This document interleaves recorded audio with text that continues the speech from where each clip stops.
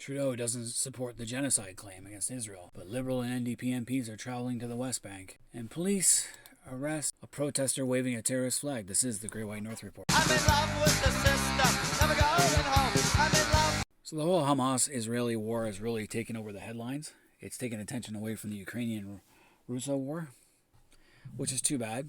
Anything to do with the Jews has just become so toxic in Canadian society, and that's all we can talk about. But Trudeau went on record saying Canada supports the UN court, but not necessarily genocide claim against Israel. And Conservative leader Poilievre dismissed genocide allegation against Israel as shameless attack by South Africa. South Africa, I don't know why they would come up with this, considering how far it is, but South Africa lately, the African National Congress, or party, whatever it is, the ANC, they've recently been cozying up to Russia and China, who are two of the worst world actors, because they need help with their own internal problems. But I also think it comes down to the ANC has never forgiven Israel for Israeli support to the apartheid government of South Africa in the 70s for helping the two countries helped each other develop nuclear weapons. The apartheid government was afraid that they were going to lose control and the people would attack them, so they wanted to have nuclear weapons as an option. Israel obviously wants nuclear weapons for very good reasons. So I don't think South Africa, the ANC party, has ever forgiven Israel for that. The definition of genocide in the UN court was established by looking at two examples of genocide in the 20th century. The Armenian genocide, in which Turkey were the main perpetrators, and the Holocaust, the Jewish genocide, as well as a whole bunch of other lists of peoples that were killed by the Nazis in Germany. Those are the two examples we have. 6 million Jews and probably a few million others were killed in concentration camps. So the mentally insane, the gypsies, any gays, so LGBTQ, were all executed by the Nazis, as well as other undesirables. That's the Holocaust, the genocide there. That's what we're looking at. Now, to me, Israel is not doing a genocide against Gazans. They are simply waging a war. They declare war. They declare war on Hamas. Hamas made a huge raid and massacred 1,200 Israeli citizens, as well as a few soldiers and police officers, as well as kidnapped several hundred people. They are still holding hostages now. That is a declaration of war. Israel declared war on Hamas and have gone in. So Trudeau likes the UN International Court of Justice as a key institution of international law, but does not mean it backs the premise of a genocide claim by South Africa against Israel. Now, Trudeau's been pressed about where Canada stands on South Africa's case, and while Trudeau gives the usual political speech about how he supports it, but he does not mean he supports the premise of a case brought forward by South Africa. Our Foreign Affairs Minister, Melanie Joly, echoed Trudeau's remarks and said Canada will watch the case before the IC very closely. So it talks about the 48 Genocide Convention. Requires the intention to destroy or partly destroy a group because of their nationality, ethnicity, race, or religion. Meaning this high threshold requires compelling evidence. Well, first of all, Israel is not attacking Gaza for religion. It has nothing... For the Jews, it has nothing against religion. For the Muslim population, yes, it's all about religion. It's us against them. And you can see that in Canada, where all the Muslim community has gathered around Hamas, despite the fact that Hamas did this. Israel has no intention of reoccupying Gaza, not long term anyway. They handed it back in 2005. What did Gaza do? They simply turned it into a huge terrorist organization group that hides in tunnels underneath while the people above suffer. For me, that's not genocide either.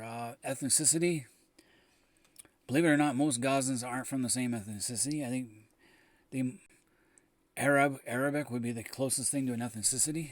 A lot of Gazans come from different parts of the Arab world. Some are from Ethiopia, some are from Jordan, some are from Saudi Arabia, some are from Iraq, Syria, Lebanon. There's even some from Armenia that migrated when the British controlled what became known as the Palestine Mandate. So British Palestine. They revived the old name. So you can't go by nationality or ethnicity because they're not all one. Race or religion. To be an Arab Palestinian is a new concept that started in the late 60s and didn't really gain traction until the 2000s. Keep in mind that Canada, during the Second World War, killed far more German citizens in bombing runs over Nazi Germany during World War II. So yeah, you look at the destruction of the Gaza City, but that's nothing new in terms of war. If South Africa and Hamas get their way, and Israel's found guilty of genocide in the court, it'll mean you can't fight defensive wars anymore. Israel is conducting a defensive war. They're getting rid of Hamas. That's what I don't understand with Muslims in this country. They can't see past the religion to look at that. So they want to see that the procedural steps in this case are not used to foster anti-Semitism, which is true in the Arab world, targeting of Jewish neighborhoods, businesses, and individuals here in Canada. At the same time, while standing against Islamophobia and anti-Arab sentiment. Too late. Like, most Canadians that are not Muslim don't like Arabs per se. Don't like that region. But they keep bringing them in. Go figure. Jolie went on to say that Canada remains deeply concerned about the scale of the humanitarian crisis in Gaza and supports urgent international efforts to secure a sustainable ceasefire. No, the only ceasefire is when Hamas lays down its arms. The goal of any ceasefire should be the complete surrender of Hamas and the utter destruction of its organization. This cannot be one-sided. Hamas must release all hostages, stop using Palestinian civilians as human shields, and lay down its arms. That's what I've been saying. It must surrender, and it won't. You think they're going to give up power? No, we already have a parallel scenario like this. Nazi Germany did not surrender until Hitler was dead. Hitler was ready to let the whole country burn before he himself went down. His idea was if Germany wasn't up to his creative genius, then it didn't deserve to survive. And Hamas is the same thing. So now, of course, we got Liberal and NDP. Two parties I'm not definitely voting for. To travel to the West Bank to connect with Palestinians. 5 MPs are spending a week in the territory to speak to West Bank Arab families. Why don't you start by speaking to some actual Israeli Arabs and find out where they want to live? They're going to visit Jordan and the West Bank to meet with Palestinian refugees and progressive Israeli groups. So they had to land in Amman.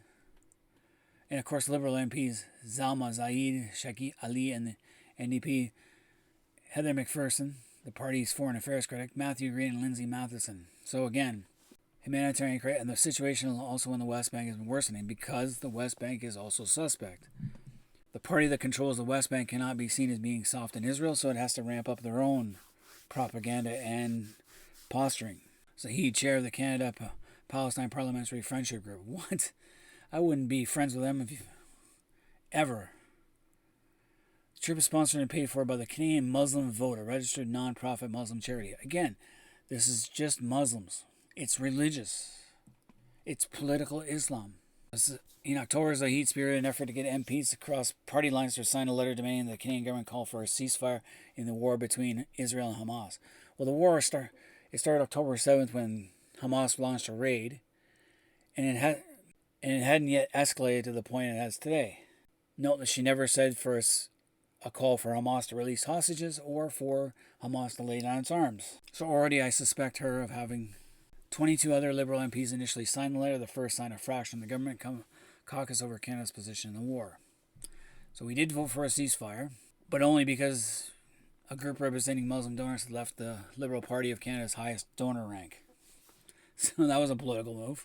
So of course they keep quoting these numbers by the Hamas-run Ministry of Health in Gaza, which is so biased and will inflate numbers. I'm not doubting that civilians have been killed. Don't get me wrong. But these are people who have been warned. Israel drops leaflets, even has cell phone barcodes, I guess, where you can tap in, you scan the app, and the app will tell you where Israel is going to be operating next to get out. They're after the tunnel system. And if anyone wants to fight them, they'll gladly shoot at them. Now they're saying 23,000 in retaliatory military actions. Well, it's a war. Now, unfortunately, Egypt won't let them through their border, even temporarily, and neither will Israel. And I don't blame Israel.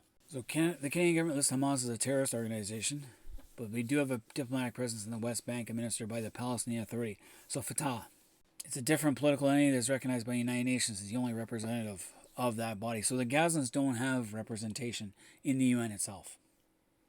Simply because Hamas and Fatah knows that if it allowed elections, Hamas would win in the West Bank. So Israelis have killed hundreds of Palestinians in the West Bank, have arrested thousands. Well, of course, because they're very militant. They're causing problems. So Liberal MP for Brampton Centre and NDP for London Fanshawe. London Fanshawe is where most of the a lot of the population, the Muslim population lives, and they're alarmed by the humanitarian crisis on the ground. So what can Canada do? Nothing, other than give political aid. But then we got this idiot. Toronto Police Chief reverses course, identifies terrorist flag waved at demonstration. The Popular Front for the Liberation of Palestine listed as a terrorist entity by Public Safety Canada. What does it look like? It looks like that. Some Muslim idiot at a demonstration decided to wave that flag. PFLP and the PFLPGC, so the Popular Front of Liberation of Palestine and the Popular Front for the Liberation of Palestine General Command as terrorist entities. The goals of the Popular Front for the Liberation of Palestine are the destruction of the State of Israel and the establishment of communist government in Palestine. That is interesting, because communist governments do not have religion. Religion is one of the things that communism wipes out. I don't think Islam and communism are compatible. Reminds me of Monty Python and the Life of Brian, where they have the People's Front of Judea or the Judean People's Front. And there's another one that has one lone guy. And they're always fighting. They rather fight each other than the Romans. So a 41-year-old man was charged with public incitement of hatred for allegedly waving the flag while marching through the city's downtown Sunday. And they're very belligerent. I've seen news clippings where they're always wearing masks. And one guy came out and told somebody else, "Well, you're 6 feet under." So now they finally made Avenue Road Bridge demonstrations now prohibited, as they pose a threat to public safety and made many in the surrounding Jewish community feel intimidated. So they're intimidating the Jewish community in Canada. If these idiots really want to get rid of Israel and support Hamas, why don't you go join Hamas and go over there and fight? If you get killed over there, I don't care. So this shows how our immigration policy can boomerang. We wouldn't have seen this back in the 1980s or 90s. It's only now. Liberal MPs are at odds over a genocide case against Israel as Ottawa prepares to declare official position. I know the Muslim community in Canada and all the far left nuts in Canada are outraged that Canada will not officially declare their support for South Africa's bid. Several Liberal MPs, including Public Safety Minister Marco Mendicino, are pressing the government to reject South Africa's claim that Israel's military action in Gaza is a genocide in character. It's not. It's baseless and unconscionable. Right. It isn't. They're tearing up the city because they have to, because that's where the tunnels are. The tunnels are underground, and I could be wrong, it could be like 500 square kilometers of tunnels systems under Gaza. It's not, and it's multi-layered. It's not just one layer. It makes the Viet Cong tunnels look like little mouse holes. This is more like an anthill or a termite mound. But of course, our Muslim MPs are calling for it. So South Africa's application has gained support from a dozen countries in the global south, including Brazil, along with 57-nation Organization of Islamic Cooperation. Again, it's the entire Islamic world. It's one of Egypt's leading human rights activists and executive director for the Center of Middle East and East Mediterranean Studies, chairperson of the Liberal Democracy Institute. She is in hiding right now in her own native Egypt because she's afraid, because she actually was shown evidence of Hamas atrocities. And she went out publicly and supported Israel's war against Hamas, hoping that Hamas gets wiped out. Because of the backlash from Muslim groups, she has been forced into hiding for her own safety. We need more people. We need more Muslims like her to come out and say, yeah, Hamas is bad. But I don't see that. I don't see many Muslims in Canada coming forward and having the courage and conviction to stand up against the Islamic community and political Islam and say, yeah, Hamas should be destroyed. Hamas is bad for Gaza. It's done nothing for Gaza, really. It's turned Gaza into a bigger country. They still rely on the United Nations and Israel for everything. Israel was supplying the water and power to the Gazans. The UN relief organization UNRWA supplied so much food and materials. Donors, instead of making their tiny enclave into something special, they made it into a hellhole. And I, for one, would call for the destruction of Hamas. But anyway, I noticed that any video I make about the Hamas-Israeli war doesn't really get a lot of views, doesn't make it past the algorithm, I guess. But we'll see. I'll keep putting this out because this is what's going on in Canada, and this is what I've seen myself. And it's so un-Canadian.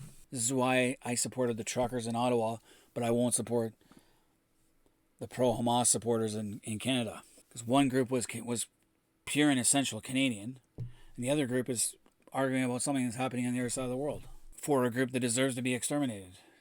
That group in Canada is supporting a terrorist organization over in the Middle East. Why else? Why would I support that? But anyway, Canadians out there, let me know what you guys think of the government position on the genocide. Is Israel having a genocide?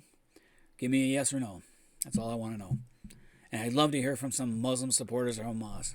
So leave comments in the comment section. Until next time, this has been the Great White North Report. I'm in love with the system, never going home. I'm in love.